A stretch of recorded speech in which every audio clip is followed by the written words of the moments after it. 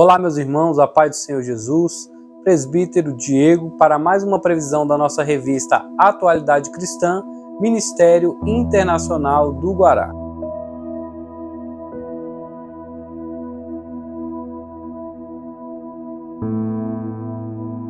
Hoje nós estaremos estudando a lição de número 5 da nossa revista, que tem por título A Resistência ao Apostolado de Paulo.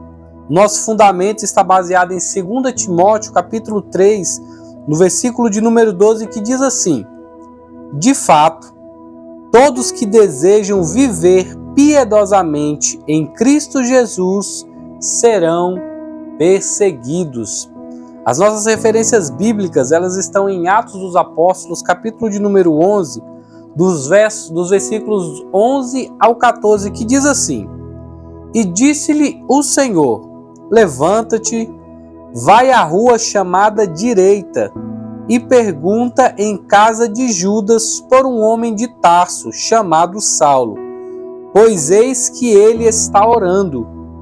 E numa visão ele me viu que entrava um homem chamado Ananias, e punha sobre ele a mão para que o tornasse a ver. E respondeu Ananias: Senhor, há muitos ouvi acerca deste homem. Quantos males ele tem feito aos teus santos em Jerusalém. E aqui tem poder dos principais dos sacerdotes para prender a todos os que invocam o teu nome. Essas são as nossas referências bíblicas. Para refletir, nós temos aqui o seguinte pensamento: não devemos interpretar as perseguições por causa da nossa fé como resistências contra nós. Pessoalmente, as pessoas só entenderão o milagre da nossa transformação se o mesmo milagre acontecer com elas. De antemão, o escritor da revista já está dizendo que não é as pessoas que têm que te aceitar após uma conversão. Elas primeiramente têm que converter para entender a sua mudança que só há ao encontro com Cristo Jesus, o nosso Senhor. Amém? Nós vamos estudar a nossa lição e os objetivos da nossa lição são: o objetivo geral é refletir nesta lição sobre as perseguições infligidas ao apóstolo Paulo, desde o dia da sua conversão até os seus últimos dias. Os objetivos específicos são: tomar como exemplo o ministério apostólico de Paulo e o seu constante sofrimento causado pela perseguição implacável dos judeus. Também vamos entender que, a exemplo dos judeus, Paulo não contou com a compreensão dos gentios e, em muitos casos, estes foram indiferentes à sua mensagem. Mostrar também que os 12 apóstolos escolhidos por Jesus, por motivos legalistas, ofereceram muita resistência ao apóstolo Paulo. Então, esses são os objetivos da nossa lição de hoje. Nossa lição que é ministrada no domingo na nossa escola bíblica dominical. A nossa introdução diz assim: qualquer pessoa que aceita Jesus como Salvador e abraça a vida cristã como forma de aprimorar sua conduta e viver uma vida desapegada das coisas vãs deste mundo, deve se preparar para os levantes do inimigo da nossa alma. Veremos nesta lição que o apóstolo Paulo sofreu por causa da descrença demonstrada pelas pessoas, em geral, tanto na sua conversão quanto no seu ministério apostólico. Então, na nossa introdução, ela já nos diz que a nossa vida cristã, ela será cheia de intempéries. A nossa vida cristã ela será cheia de problemas, de dificuldades, mas em todas elas nós teremos Cristo. Assim como o apóstolo Paulo e os demais apóstolos, os irmãos do passado tiveram problemas, perseguições, tiveram todo tipo de dificuldades, mas Cristo estava com eles para que eles pudessem suportar todas as dificuldades. Assim como Cristo também está conosco para nos auxiliar em tudo que nós precisarmos passar nesta vida. Ele estará conosco. O tópico 1 diz assim: a resistência proveniente dos judeus. Tópico 1.1 diz assim: de perseguidor a perseguido. Antes da conversão, Paulo era conhecido em Jerusalém e países vizinhos de Israel como perseguidor implacável dos seguidores do caminho. Lucas diz o seguinte: e Saulo, respirando ainda ameaças e mortes contra os discípulos do Senhor, dirigiu-se ao sumo sacerdote. Atos, capítulo de número 9, versículo de número 1. Certamente que o perseguidor, os cristãos, rendia-lhe muito prestígio junto à elite religiosa do judaísmo, principalmente porque ele assistiu e consentiu na morte de Estevão, o primeiro mártir do cristianismo. Está lá em Atos, capítulo de número 7, no versículo de número 58. Contudo, Jesus o alertara sobre a inversão da condição de perseguidor a perseguido, pela qual passaria. E eu lhe mostrarei quanto deve padecer pelo meu nome. Atos capítulo 9, verso de número 16. Ou seja, Paulo experimentou no seu ministério mais sofrimento do que os que infligiu àqueles a quem tanto perseguiu. Tópico 1.1 nos deixou claro o que o apóstolo Paulo deveria passar pela escolha que ele fez. Cristo deixou bem claro ao apóstolo Paulo o quanto ele deveria padecer pelo ministério. O interessante é que Lucas escreve e acerca do apóstolo Paulo, ele traz a todos os cristãos que Cristo não esconde nada dos seus discípulos. Ele não esconde aquilo que eles irão passar e padecer por ter escolhido servir e seguir a Ele. Sabemos que Cristo nos deixou as nossas promessas, glória eterna, vida eterna, comunhão com Ele por toda a eternidade, mas Ele também nos deixou alertados sobre as dificuldades que nós passaríamos na terra. Ele deixou claro que se perseguiram o cabeça da igreja, como não perseguiriam nós? Se chamaram o próprio Cristo de príncipe dos demônios, que expulsava demônios pelo príncipe dos demônios, quem dirá eu e você? Ele nos disse que no mundo nós teríamos aflições, mas na mesma forma nós deveríamos ter bom ânimo, porque Ele estaria conosco. De perseguidor a perseguido, assim se tornou o apóstolo Paulo. E eu e você? Será que também não perseguíamos os cristãos? Será que eu e você não corríamos quando víamos alguém vir nos evangelizar? Agora nós estamos também passando por isso, de perseguidor a perseguido. Tópico 1.2 diz assim: Ananias duvidou da conversão de Paulo. Ananias, homem temente a Deus, respeitado por toda a comunidade judaica em Damasco e que gozava de certa intimidade com Cristo, considerou incrível que um judeu, fariseu e mestre da lei, que amordaçava, arrastava e matava qualquer um que proferisse o nome de Jesus, pudesse, naquelas condições adversas, se converter a Jesus. Ele deduziu que Paulo poderia estar usando de astúcia e armando uma cilada para colocar as mãos nos discípulos de Jesus. Senhor, disse Ananias, há muitos ouvi acerca deste homem. Quantos males tem feito aos teus santos em Jerusalém? Se considerarmos as palavras de Lucas em Atos 9:11, entendemos que Ananias nada sabia ainda sobre o que ocorrera com Paulo na estrada de Damasco e nem o que ele fazia ali na rua chamada Direita. Aqui nós vamos falar sobre o discípulo Ananias. O escritor já vai deixar bem claro que ele era um homem que tinha intimidade com Jesus, que falava com Cristo. Ele era um homem tão íntimo de Cristo que o próprio Cristo falou com ele e o ordenou a ir até a rua chamada Direita, ao encontro do apóstolo Paulo.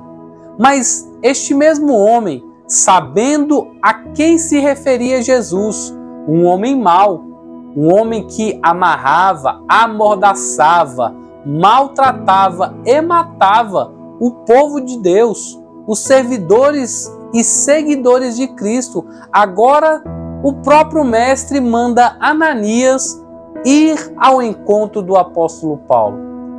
Como não estava a mente do discípulo, ficou com medo, duvidou até do que o mestre falou. Por quê? Porque grande era a má fama do apóstolo Paulo, não que era uma pessoa má, mas a má fama de perseguir, matar e maltratar os cristãos da época. Então, nós entendemos que Ananias tinha sim os seus motivos de duvidar, porque não estava do seu conhecimento toda a história que ocorrera ao caminho de Damasco. Tópico 1.3. As perseguições tiveram início lá mesmo em Damasco. As palavras de Jesus a respeito de Paulo cumpriram-se integralmente no decorrer do seu ministério apostólico. Ainda em Damasco, ele passou alguns dias com os seus discípulos pregando que Jesus era o Cristo, e com isto confundindo muitos judeus, os quais ficaram atônicos com a defesa que fazia da sua fé. A perplexidade e incredulidade quanto à conversão de Paulo demonstrava pelos que ouviam, indicam que muitos daqueles judeus seriam os mesmos que denunciaram os discípulos dali ao fariseu Paulo, e que o enunciado no versículo 21 é uma mistura de perplexidade e frustração com Paulo pela sua mudança de convicção religiosa, conforme se vê no versículo de número 23, que diz assim: e tendo passado muitos dias, os judeus tomaram conselho entre si para o matar. Aqui nós vemos que as perseguições que o apóstolo Paulo havia de sofrer pelo ministério a qual foi chamado já se iniciou na cidade de Damasco. Já começou ali, aonde houve a sua conversão. Por quê? Porque os próprios judeus, os próprios homens que denunciavam os cristãos, agora viam uma mudança radical no apóstolo Paulo. Como assim? Nós mesmos denunciávamos os cristãos a este homem, e ele vinha, perseguia, matava, maltratava, fazia o que bem lhe apraz. Agora ele é um deles? Ele foi confundido.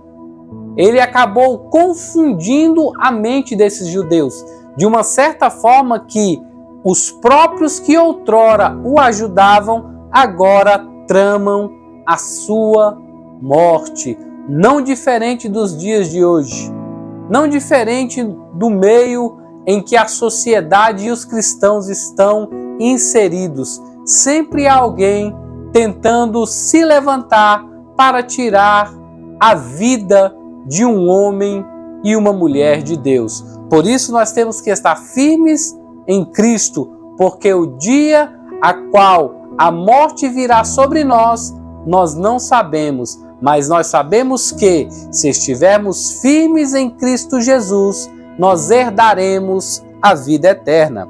O tópico de número 2. A resistência proveniente dos gentios. Agora nós vamos entrar que não eram apenas os judeus que tinham um pé atrás com o apóstolo Paulo. Não eram apenas aqueles homens que eram do círculo do apóstolo Paulo. Agora, o apóstolo Paulo vai encontrar dificuldades de aceitação também no meio dos gentios. Tópico 2.1 diz assim: a resistência dos gregos de Jerusalém. Atos capítulo 9, versículo 29.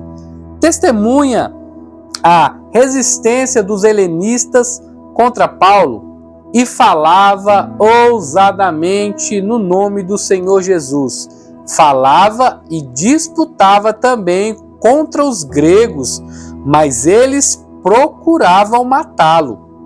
Os helenistas de Jerusalém reagem de modo mais violento contra a propaganda cristã empreendida por Paulo. Quando então teve de ser enviado para Tarso, fugindo da morte, mas a mão do Senhor era com Paulo, pois sua insistência na pregação do evangelho em diversas cidades gentílicas renderam-lhe milhares de almas convertidas a Jesus, inclusive entre os gregos. Atos 11, 20 e 21. Porém, a recompensa pelo esforço missionário se dá já em Antioquia, quando, pela primeira vez, os seguidores de Cristo foram chamados de cristãos. Atos 11, 29. Graças à determinação do apóstolo. Então aqui, nós já vemos que o apóstolo Paulo está encontrando alguma resistência entre os gregos, pessoas gentílicas. Sabemos que todos os povos que não são descendentes de Abraão, que não são povos judeus, eles são nações gentílicas, entre eles os gregos. Então os gregos não aceitavam, eles não aceitavam de maneira nenhuma a forma em que o apóstolo Paulo apresentava a Cristo, de uma forma tão simples, tão singela, que lhe causavam vontade e desejo de tirar a vida do apóstolo Paulo, como tantas vezes tentaram assim fazê-la. Mas a mão de Deus estava sobre a vida do apóstolo, e esta mão fez com que ele fosse a lugares e até o momento em que Antioquia, os cristãos foram chamados pela primeira vez assim, de cristãos. Aqueles que serviam o caminho, aqueles que eram de Cristo, agora, pela primeira vez, são chamados de cristãos. Tudo isso por quê? Porque Paulo não parou no meio da sua caminhada. Paulo prosseguiu fazendo aquilo que fora chamado, anunciar a Cristo, o Evangelho das Boas Novas. Assim então foram chamados pela primeira vez os seguidores de Cristo de cristãos. Por isso, irmãos, não devemos parar no meio da caminhada. Muitas pessoas entram no seu caminho, entram no meu caminho para que eu e você paremos, desistamos, fraquejemos no meio da nossa caminhada. Mas aquele que nos alistou no seu exército, a saber, Jesus Cristo, aquele a qual nós estamos arregimentados no seu exército, no seu povo, nos chamou para anunciarmos as boas novas. Não vamos parar, iremos prosseguir para que todos quanto ouçam a palavra de Deus também possam ser chamados de cristãos. Tópico 2.2. A rejeição em Atenas e Éfeso. Mesmo passando momentos constrangedores de descrédito e escárnio em Atenas, principalmente quando abordou o tema da ressurreição dos mortos. Atos, capítulo de número 17, versículo 32. Sua pregação não foi vã naquele lugar. Alguns atenienses aeropagitas, entre eles Dionísio e uma mulher por nome Damares, e com ele outros, creram em Jesus, de forma que as conversões a Cristo por onde Paulo passava eram consideradas por ele como recompensas pelo trabalho de evangelização dos povos gentios. Ainda assim, Paulo saiu do meio deles e foi para Corinto e Éfeso, na Ásia, atualmente costa leste da Turquia. Aqui, irmãos, o apóstolo Paulo foi constrangido pelos povos atenienses. Ele foi constrangido quando pregava acerca da ressurreição, porque aquele povo não acreditava na ressurreição dos mortos. Então Paulo foi incisivo quando anunciara acerca da ressurreição dos mortos. Ele deixa isso para nós em 1 Coríntios, capítulo de número 15. Ele escreve aos Tessalonicenses, no capítulo de número 4. Ele vai falar acerca da ressurreição dos mortos. E ele deixa bem claro para mim e para você: se eu e você esperarmos de Cristo apenas nesta vida, somos pobres miseráveis, porque Cristo morreu na cruz do Calvário para que a morte não tivesse mais poder sobre nós, porque quando soar a última trombeta, se for da vontade de Deus que eu e você estejamos vivos, nós ouviremos o som da trombeta, os nossos corpos serão arrebatados até o encontro de Cristo nos ares. E isso foi motivo de escárnio para o apóstolo Paulo em Atenas e Éfeso, mas isso não o impediu. Continuou anunciando a palavra, e quando chegou em Corinto, ele sim viu que tinha feito e tinha logrado êxito no trabalho da evangelização. Por isso, não pare, os frutos virão, porque um planta, outro rega, mas é Cristo quem dá o crescimento. Amém? Um golpe na magia e na idolatria. Tópico 2.3 diz assim: onde a luz do Evangelho de Jesus chega, as trevas se dissipam e as mentiras de Satanás são desmascaradas. Foi o que ocorreu em Éfeso. Houve um grande alvoroço nessa cidade, porque um certo ourives, chamado Demétrio, que fazia nichos de prata para a colocação de imagens da deusa Diana, e que era fator de muito lucro para os moradores dali, incitou os comerciantes e moradores contra Paulo. Eles formaram uma associação de ourives. A pregação do evangelho, segundo eles, estava prejudicando a venda de imagens idólatras e o prestígio da poderosa deusa Diana. Por causa da grande aceitação do nome de Jesus, o qual era acompanhado de extraordinários milagres e sinais operados por meio de Paulo e muitos outros discípulos, ali houve grandes tumultos e alvoroços, os quais colocaram em risco a vida de Paulo e dos demais, mas eles não se intimidaram diante das ameaças e intempéries. Um golpe na idolatria. Irmãos, isso é tão atual nos dias de hoje.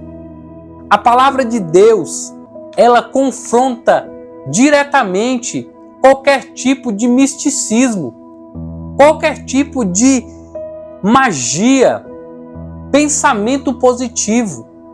Você pode olhar todos os dias, em qualquer templo, em qualquer lugar, aonde é vendido patuás, aonde são oferecidos de alguma forma objetos palpáveis para que algo aconteça. Hoje nós vemos isso em muitos lugares. É um óleo ungido, é uma água ungida, é uma vassoura ungida, é tudo isso. Isto é somente pensamentos, magia. Podemos chamar isso de misticismo. Por quê? Porque isso não tem amparo bíblico. As pessoas usam isso para enganar as pessoas. Foi o que aconteceu aqui. Sabe por que essas pessoas criticam a pregação do evangelho genuíno e verdadeiro? Porque vai trazer dano a elas. As pessoas não aceitam a palavra verdadeira porque vai em confronto o que elas oferecem e não há amparo bíblico. Tudo que eles fazem é com um único objetivo: lucro, enriquecimento. Tudo isso é para o seu bem próprio. Assim como esses homens, esses ourives. Esses homens faziam imagens, eles faziam pendentes para segurar as imagens, para pendurar as imagens da deusa Diana. E o que aconteceu? Quando Paulo prega o evangelho, as pessoas entendem que não há outro Deus a não ser o nosso Senhor e Salvador Jesus Cristo. Então eles causam o quê? Prejuízo às trevas. O verdadeiro evangelho causa prejuízo às trevas. Por quê? Porque há conversão. O prejuízo não é financeiro. O prejuízo não é monetário. O prejuízo é nas almas que são arrancadas das garras de Satanás. A pregação do apóstolo Paulo ela foi tão grande, tão poderosa, tão cheia do Espírito Santo, que a história vai falar que os feiticeiros da época, eles pegaram os seus livros de magia, eles pegavam os seus livros de filosofia, eles pegavam os seus livros de conhecimento aleatórios, eles colocaram no meio da praça pública e incendiaram. Por quê? Porque o poder do evangelho entrou nas suas vidas, trazendo salvação. Então eles reconheceram que só há um que pode trazer alívio, trazer paz para a alma, e ele é o Cristo que o apóstolo Paulo pregava. Nenhum outro livro de feitiçaria, de pensamento positivo substitui a poderosa palavra de Deus, pregada pelos discípulos do passado, pregada pelos verdadeiros homens e mulheres de Deus na atualidade.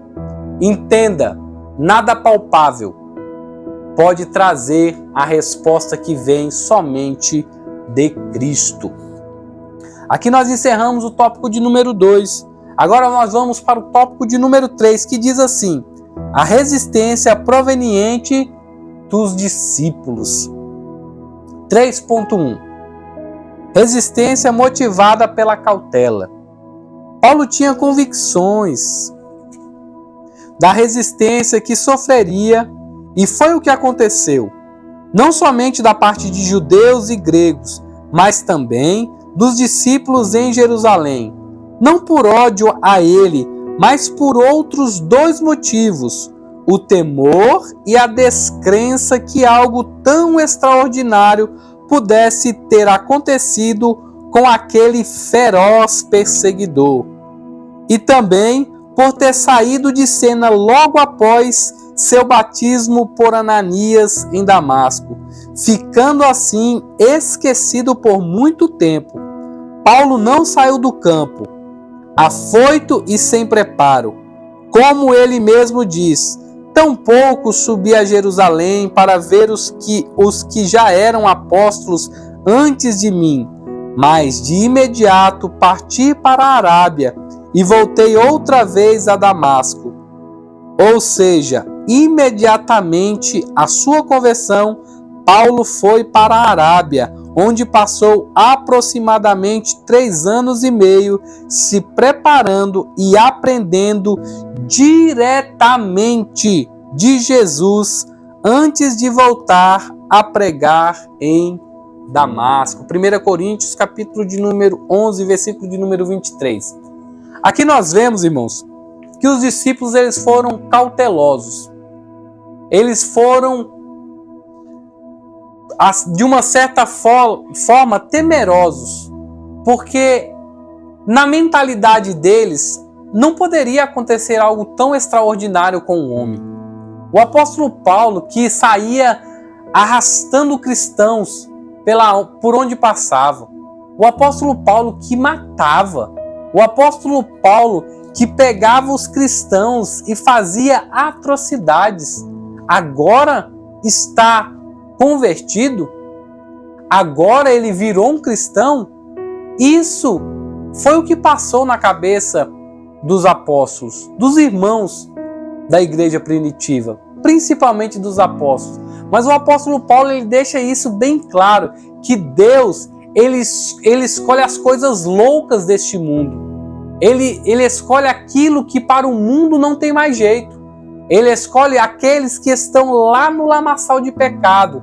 Ele escolhe aqueles que estão à margem da sociedade, aqueles que as pessoas olham e não dão nenhum valor. São pessoas desprezíveis, mas para Cristo toda a alma tem valor. Para Cristo todos nós temos um lugar na sua obra.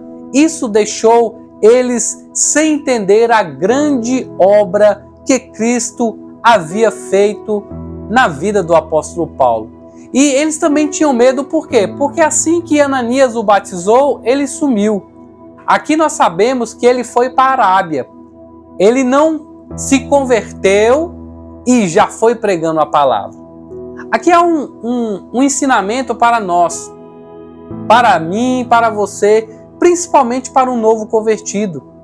Você que acabou de aceitar a Cristo, Deus tem um propósito, tem uma chamada na sua vida.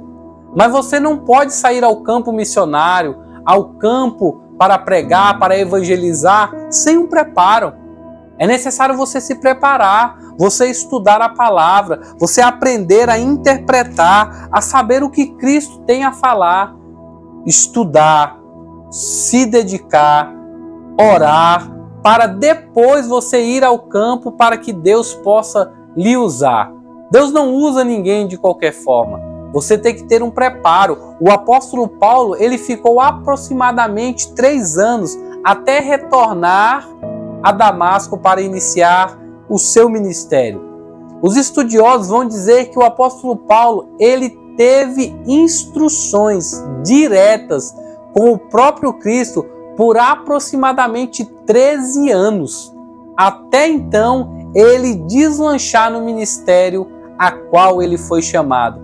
Por isso, se Deus tem uma chamada contigo, se Deus tem uma chamada específica para você, se prepare que em tempo oportuno Deus irá lhe utilizar na obra que Ele lhe chamou, a obra da evangelização, a obra de anunciar as boas novas de salvação e paz.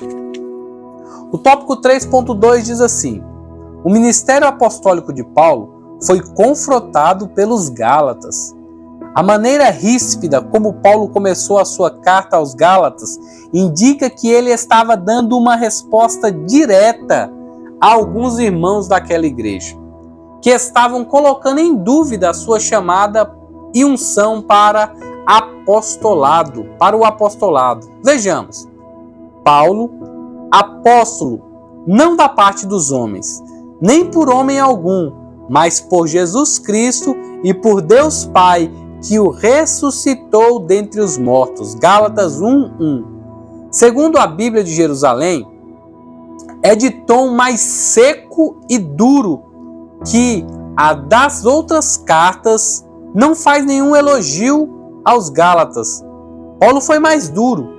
Essas hipóteses são confirmadas pelo versículo 5 a 7 do mesmo capítulo, cujos enunciados dão a entender que os irmãos daquela igreja estavam sendo ludibriados por obreiros sem escrúpulos que passavam por ali.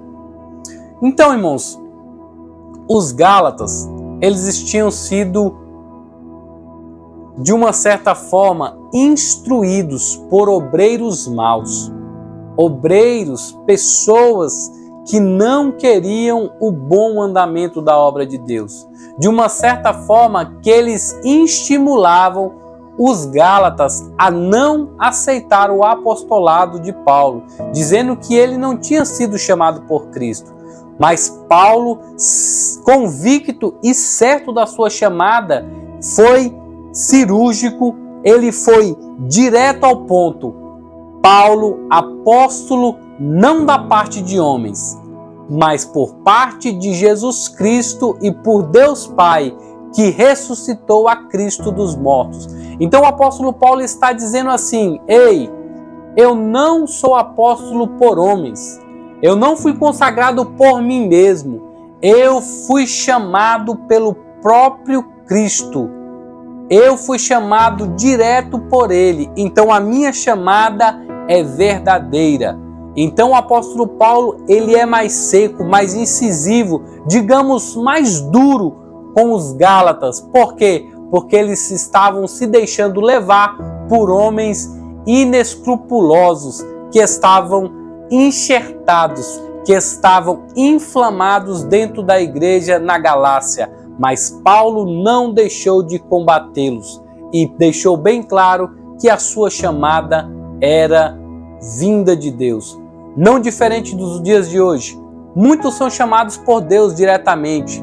Muitos são homens e mulheres que Deus chamou. Mas tem muitos homens, pseudos apóstolos, pseudos bispos, pseudos homens de Deus, que não foram chamados por Deus, mas eles mesmos se consagraram ao apostolado, ao bispado, ao profeta. Eles mesmos se consagraram ou se chamam e se intitulam assim, mas não da parte de Deus. Paulo sim, chamado da parte de Deus, mas muitos hoje em dia e naquela época não, chamados por si mesmo, não conhecidos por Deus.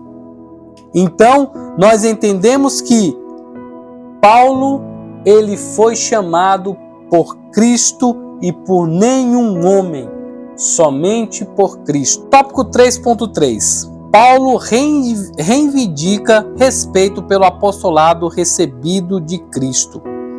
Paulo, na época, ele não aceitavam ele, não queriam aceitar ele como o apóstolo de Cristo, mas ele diz que ele tinha todos os requisitos para ser chamado de apóstolo. Por quê? Porque ele mesmo nos diz que foi chamado por Cristo, estudou com Cristo. Ele diz assim: mas façam-me-vos saber, irmãos, que o evangelho que por mim foi anunciado não é segundo homens, porque não recebi nem aprendi de homem algum, mas pela revelação de Jesus Cristo. Gálatas 1, versículo 11 e 12. Assim como Paulo, não devemos desanimar com os que resistem e desacreditam da nossa fé e do nosso dom ministerial que o Senhor nos concedeu. Isso pode acontecer inclusive com os que são da nossa congregação ou até mesmo da nossa família. E amigos, o que não nos pode faltar é convicção da nossa chamada. O apóstolo Paulo aqui, irmãos, ele está apenas nos dizendo que ele é convicto de quem chamou ele. Ele sabe em quem ele crê. Ele sabe quem foi que chamou ele no caminho de Damasco. Ele sabe porque ele viveu com Cristo. Ele não viveu com Cristo homem, ele viveu já com o Cristo ressurreto. Ele era convicto do chamado que Deus tinha para com ele. Por isso ele anunciava a palavra com tanta ousadia, com tanta certeza, porque ele sabia e conhecia ao Cristo que o chamara. Da mesma forma, assim sou eu e você.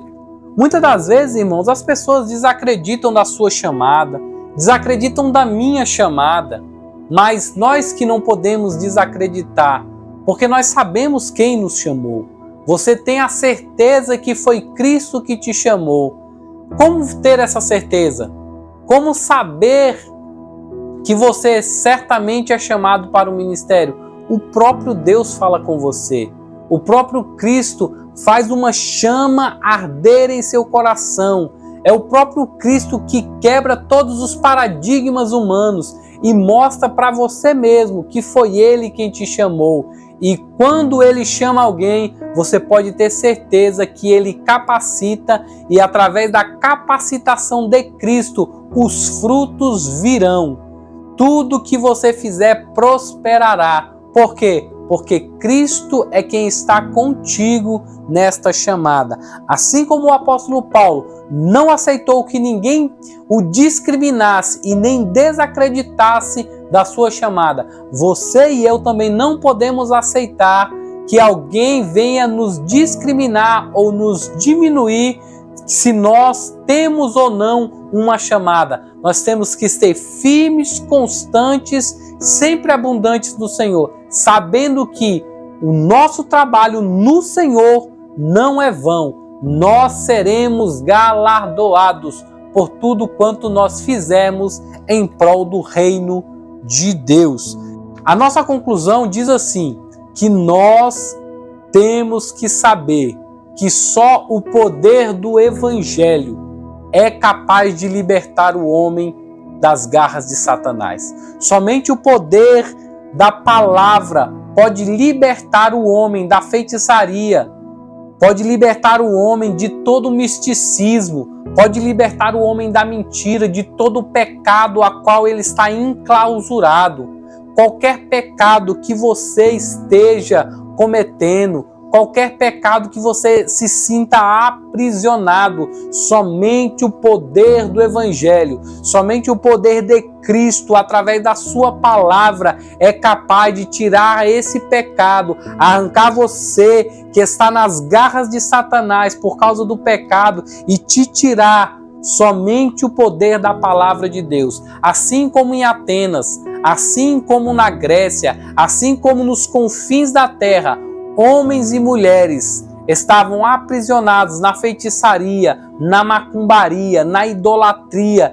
Eles tiveram um encontro com o Evangelho genuíno e verdadeiro e foram libertos. Porque a palavra nos garante que nós vamos conhecer a verdade e essa verdade, que é Cristo, nos libertará de todo e qualquer embaraço que o diabo tenha para com as nossas vidas. Por isso, tenha em mente que esta é a palavra da verdade, que este é o Evangelho. Por isso que o apóstolo Paulo escreve: não me envergonho do Evangelho, porque ele é o poder de Deus. É só o poder de Deus que pode nos libertar.